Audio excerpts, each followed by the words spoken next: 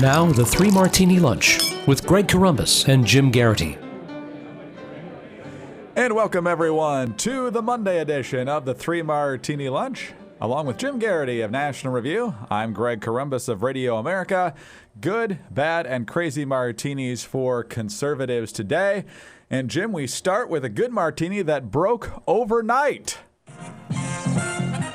We've had a lot of good buddy cop TV shows and movies over the years. Lethal Weapon with Riggs and Murtaugh, 48 Hours, Tango and Cash, Naked Gun, which we referenced a couple of times here. On the TV side, you had Starsky and Hutch, Cagney and Lacey, Ponch and John. This is the Chips theme. But now on the Republican side, it's Cruz and Kasich, at least in 3 states, agreeing for one to back away so the other has a chance to get more delegates to keep Donald Trump away from that magic number of 1237. Essentially, the agreement is for Kasich to back off in Indiana, where Cruz looks to be the stronger candidate, and in return, Cruz will back off in Oregon and New Mexico.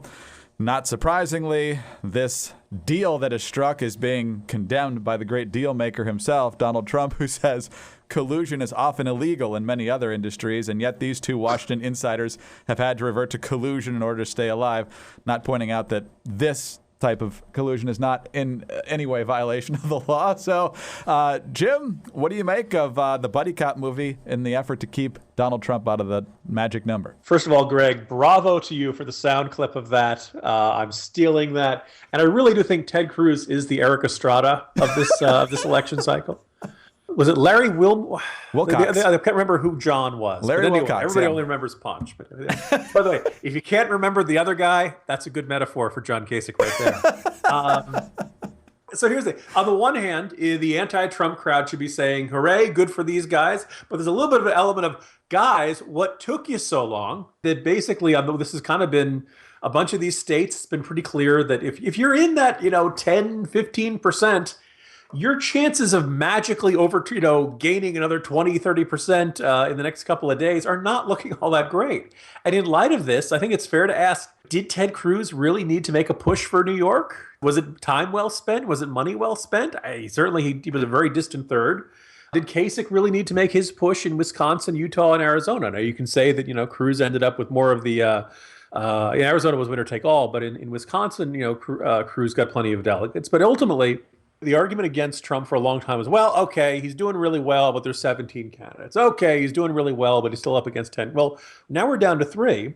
And to give credit to Trump, he won very big in his home state of New York State, and he's still doing quite well. The outlook is very good for him in all the states voting tomorrow on Tuesday.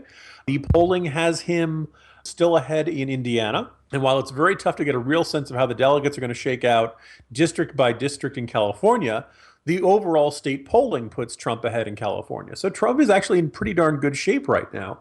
Probably not enough to get to the 1,237 delegates he needs, but he's probably going to finish pretty darn close to it. Is it doing any of these guys any good? Well, could either of these guys have beaten Trump one-on-one instead of it being this, have this three-way race in which they're splitting the non-Trump vote? Well, Indiana gives us a sense of this. There's a Fox poll that said, look, how do you feel about it? It's Trump 41, Cruz 33, Kasich 16. This is one of those states where Kasich is kind of laying back, although he said apparently right before we came on air, Greg, the people who support him should vote for him. On the one hand, you shouldn't say, hey, you love me, don't vote for me, right? On the one hand, no candidate's going to turn down votes. On the other hand, if you believe in strategic voting, then obviously you should be supporting Cruz out there. If you allocate the second choice for all the Kasich people, it comes out to Trump 45, Cruz 42. Not quite enough to put him over the top. Now, Trump doesn't do that well he doesn't overperform his polls very often. He did it in New York State, his home state, but otherwise, polling generally gets it pretty good. The late people who are undecided tend to pick one of the other options. So it's possible Cruz wins Indiana. But you're still looking at probably a floor of 45 or so for Trump in Indiana. I don't know about you, Greg. I mean, if Indiana is not a Cruz state, you got to start asking, what are, short of Texas? It seems like the kind of place he would match up very well. So good news for these guys. It feels like they were wasting effort against each other. It doesn't make a lot of sense for the guy in second and the guy in third to spend a lot of time beating each other up when the guy in first keeps racking up delegates. But the flip side is maybe a little late for these guys, and this might have done them some good. after the previous Super Tuesday after Rubio dropped out. On to the bad martini now, and we go back to a story from Friday. And Terry McAuliffe is the governor of Virginia, and those of us in Virginia shake our heads every day that it's not Ken Cuccinelli.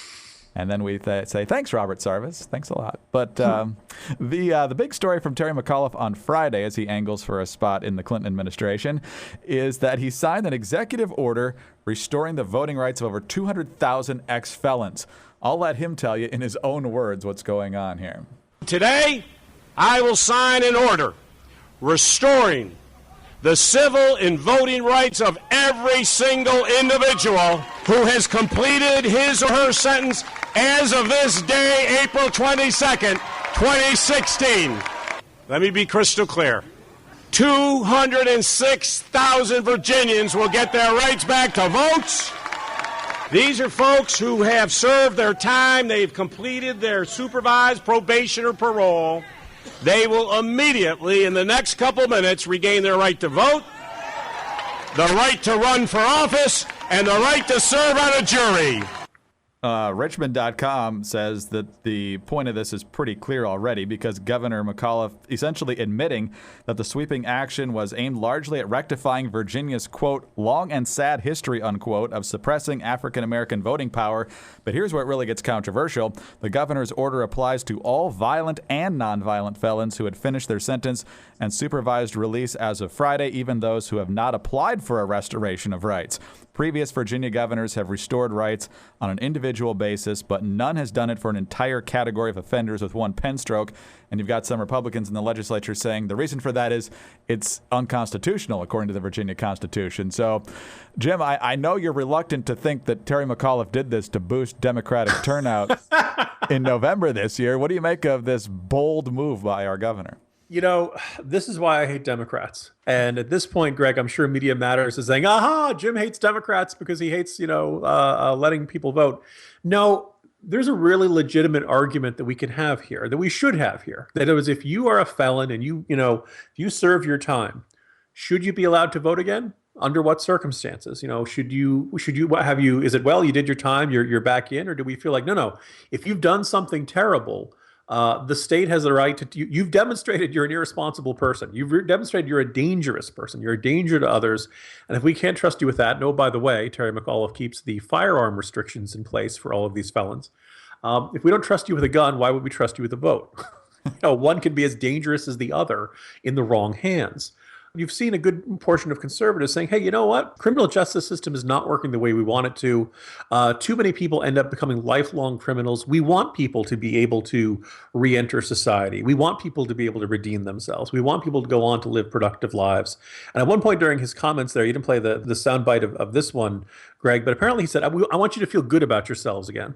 Greg, I don't know about you. I'm not sure I want violent felons to feel good about themselves. I'm okay if they feel a little guilty and racked with regret and things like that. So if he had limited it to nonviolent offenders, I think you would have seen most people saying, okay, all right, there's a stronger case. Violent offenders, hey, you know what? You beat somebody, you rape somebody. I'm okay with taking away your right to vote. I think that's, I don't think that's too mean. I don't think that's harsh. All right. You've done something terrible here. So the fact that this is, also, by the way, Greg, is it just me or did I feel it sounded like a campaign rally and that sound bright? There's a lot of cheering, a lot of happiness there. No. Do the victims get any say? Maybe you should get your voting right if your victim says it's all right again. That would be a good way to do it. Your victim should get 2 votes. How's that sound? If they're still living, yeah. And I'm sure, Jim, that the thing that convicted felons who are now free after serving their sentence really, really want is to be able to serve on jury duty, because that's what we all want every single day. I was going to say, they deserve a little more punishment, don't they? They're okay. Do you want to see the only good news for Virginia Republicans under this scenario, Greg? What's that? I guess Bob McDonnell will get to vote. I was just thinking Bob McDonnell should have made a friend in the audiovisual industry, because the audio from that was not that great on the Capitol steps. He could have put in a much better sound system if he had had a friend in that area instead of the natural supplement business. But at some point right now, all of our listeners in Nevada are saying, really? You guys make fun of us? Really? Speaking of victims having a say, let's move on to the crazy martini, because the New York Times, which is, of course, known for their hard-hitting sports coverage, has decided that Americans, and especially football fans, you're just Bad people. John Branch, Jim reported on this in the Morning Jolt today. Pro football columnist for the New York Times writes, quote, "The NFL draft, our coverage of it, and our appetite for it is a cultural phenomenon. But it also shows, as much as any sporting event in this country does, how fans and leagues, and even the players themselves in this age of social media, are willing to dehumanize the games they love, turning people into products and lives into entertainment." Johnny Manziel is the latest example, playing out in real time as another draft approaches. To read online comments and social media posts about Manziel's troubles, arrests, parties, rehabilitation, is to explore the underbelly of fandom, dismissive and cruel. Schadenfreude is the flip side of reverence and perhaps a stronger attraction. So when you want, the nitty-gritty about how your O-line and D-line are shaping up in the draft, the New York Times is obviously where you want to go for that. Jim, Johnny Manziel, the guy who partied his way through college, the guy who should have gotten suspended more for the autograph scandal, but that looks like chump change now, considering his abuse of women. He just got indicted on a misdemeanor battery charge down in Texas. He basically didn't take his job in Cleveland seriously, so he got cut from the team after playing horribly when he did get on the field. But somehow it's our fault that this guy with all this talent is basically throwing it away. Tisk tisk, NFL fans. Tisk tisk. How dare you dehumanize all these young men who are going to be struggling along on millions of dollars a year, dealing with the pressure. Could you imagine the humiliation of being there in Chicago and sitting there in that green room and the TV cameras are on you, and sometimes you have to wait several hours before they call your name to announce that you'll be getting a multi-million-dollar opportunity and a chance at stardom and greatness? Can you imagine that humiliation? Greg, I don't know. I actually think getting turned down for jobs is it's kind of standard in life, and most of it, we're not on national television for it, but almost every one of those guys, like I could be wrong, Greg. Can you recall anybody who's ever been in that waiting room who didn't get drafted? Some have had to wait a very long time, but you usually don't show up unless you're pretty likely to go in at least the first round Geno and a half. Smith had to wait till the second day, and then the real suffering began. With his teammate punching him in the jaw. But anyway, I'm sorry, I don't have a ton of sympathy for these young men. And for most of them, draft day is this really great, wonderful experience. And Johnny Manziel, look, it's not the NFL draft that gave Johnny Manziel his problems. It's not the dehumanizing process here. No, he made a bunch of bad decisions. As you put it very well, he partied his way through college, and then he went to the NFL. He got a giant contract, which is fairly standard when you're quarterback picked in the first round.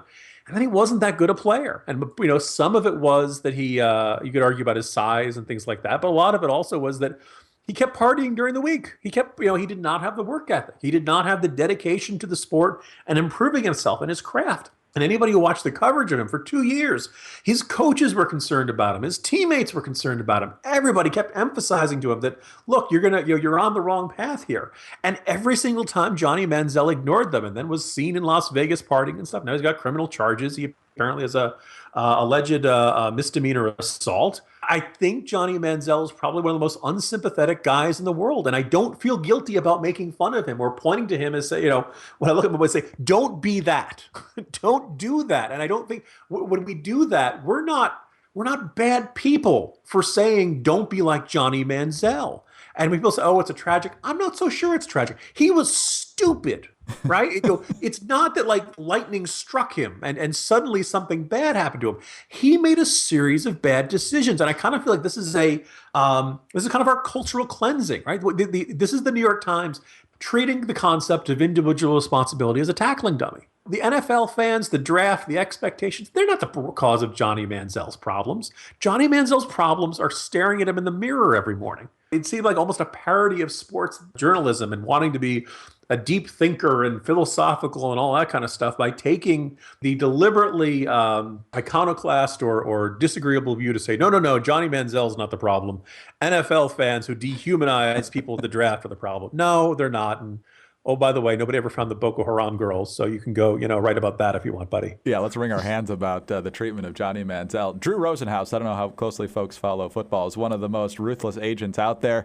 He cut ties with Johnny Manziel in the last couple of weeks because the guy was a train wreck and was probably not very profitable for him anymore. So if you've lost the guy who is completely based on revenue... Well, as my pop culture podcast co-host Mickey White put it, man, when Drew Rosenhaus doesn't think he can make money off you. That's right. That's a sign, right? When and by the way, worth noting, Drew Rosenhaus, who kind of has this reputation of being a really ruthless operator, said he was, like before he dropped him as a client, he says, you have 5 days to get yourself into rehab. Otherwise, I'm dropping you as a client. And Manziel didn't do it. It's been pretty open that Manziel, you could argue whether he's an alcoholic. We can argue about whether he has other problems, but this is a guy who does not, turning into bed, studying the playbook and taking care of himself. He's a professional athlete, right? His body is what is going to give him an opportunity for an amazing life and do amazing things and to be a role model for millions. And he's throwing it all away. And I was kind of struck to see the New York Times angrier at people moralizing about Johnny Manziel than they are at Johnny Manziel, which I think kind of represents the philosophy of the New York Times right then and there. So, individual responsibility isn't just for political debates. I think it fits into these kind of cultural contexts as well, Greg. I think our ultimate goal is for that to be the biggest disaster that comes out of Cleveland this year, right? Ah, very good, Greg. Bring it full circle. See you tomorrow. See you tomorrow, Greg. Jim Garrity of National Review. I'm Greg Corombos of Radio America. Thanks for being with us today, and join us again on Tuesday for the next 3 Martini Lunch.